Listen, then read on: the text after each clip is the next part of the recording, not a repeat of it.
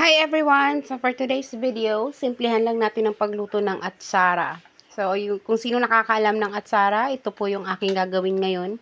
Ito po ay isang delicacy ng mga Pilipino na laging nilulutok sa tuwing may piyestahan dahil ito ay pantanggal umay sa mga handang mamamantika kagaya ng adobo, apritada, kaldereta. So pampatanggal po ito ng umay lalo na sa piyestahan. So pag maraming handa, hindi po ito nawawala, na parang side dish na po ito sa atin ng mga Pilipino. So traditional na natin niluluto every time na may okasyon. So meron po ako ditong 4 na perasong papaya na dala ng aking tatay mula pa sa Turbina. Nagbisita siya dito noong 24 dahil pupunta siya sa Bikutan daw dahil meron daw silang patay, na meron daw siyang kamag-anak na namatay doon. So bibisita siya. Tapos ito na nga po, ginagadgad ko na. So mabilisang gadgad lamang po ito dahil nakakangawit din po ang paggadgad ng papaya. Ito na nga po ang gamit ko, isang simpleng gadgaran lang na nabili ko sa Shopee. Isang simpleng gadgaran lamang po at all-in-one na po siya. Meron siyang pwede sa cheese. Ewan ko itong mga bilog-bilog na to. Ewan ko kung para saan yan.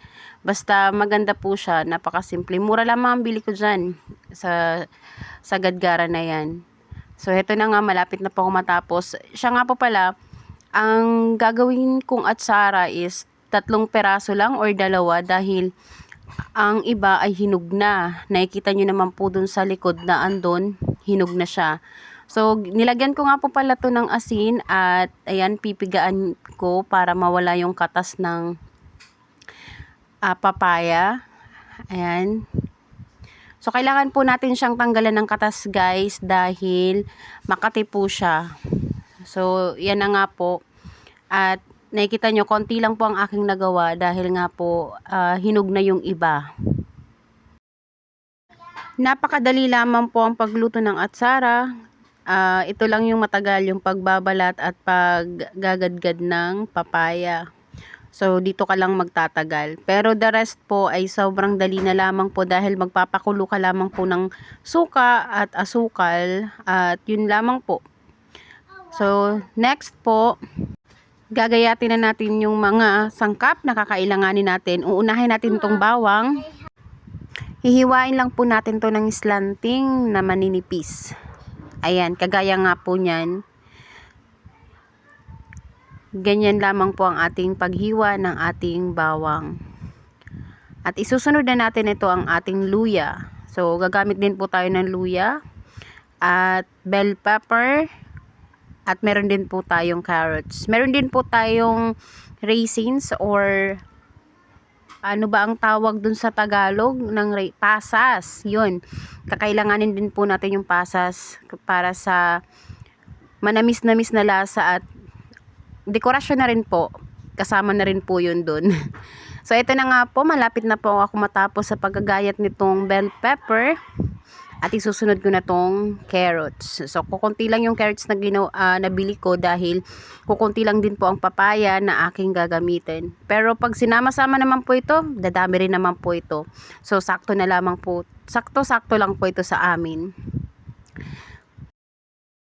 Kung napansin niyo din po guys na ngayon lamang ulit ako nag-upload ng video dahil nga po napaka-busy ng aking trabaho dahil nag-on-site po ako ng mga ilang araw gawa ng nagka-problema ako sa aking VPN sa paglalagin ko ng aking computer. So, hindi ako nakapag-login kaya ayan, dun muna ako sa on-site nag-report. So, kaya napaka-hassle sa akin, pagod na sa biyahe, tapos pagod sa trabaho. Pagdating dito puyat, so hindi na ako makagawa ng video. Kaya ayan, ilang araw ako, halos 1 linggo na hindi ako nakapag-upload. So wala akong kinita ng 1 linggo. Natenga ang aking earnings. So nakita ko pa nga, nagbawas pa nga ng ilan. So ayan na nga po guys. Pinaghalo-halo ko na po pala yung mga sangkap na iba at iyan, naglagay na ako ng suka.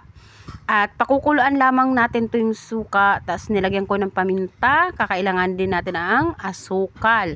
So ayan. Kalahating Hinati ko lamang po yung 1/4 na asukal, gawa ng konti lamang po ang aking gagawing atsara.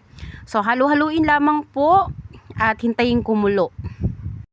At yan, kumukulo na, ilalagay natin yung iba pang mga sangkap gaya ng luya, bawang at ang bilog na mga carrot. So halu-haluin lang din at mga 3 to 4 minutes pwede natin siyang hanguin. Hihintayin po natin siyang kumulo. Ayan na nga po guys, kumukulo na siya at ready na natin siyang isalin.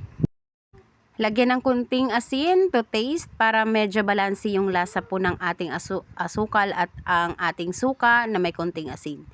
Medyo maalat ng konti. At yan, ilalagay na natin ang ating pinakuluan. So ayan, napakadali lamang po ang procedure na ginagawa sa paggawa ng atsara. So balanse po ang lasa nito dahil tinikman ko na po at natimplahan na rin po natin to kanina. Ayan guys, so napakasarap tingnan. So kung sino po ang gustong gumawa nito sa bahay, napakadali lamang po. Isasalin ko na po siya sa mga jar na pwedeng paglagyan. Dito ko lang nilagay at sa Tupperware nilagay ko na rin na may takip para ayan, mailagay po sa ref pag lumamig na. So ayan po guys, so thank you so much sa panonood ng aking video ngayon. Maraming salamat po. At hanggang sa muli po ng aking pag-download ng video. Thank you guys and God bless us all. Paalam, hanggang sa muli po.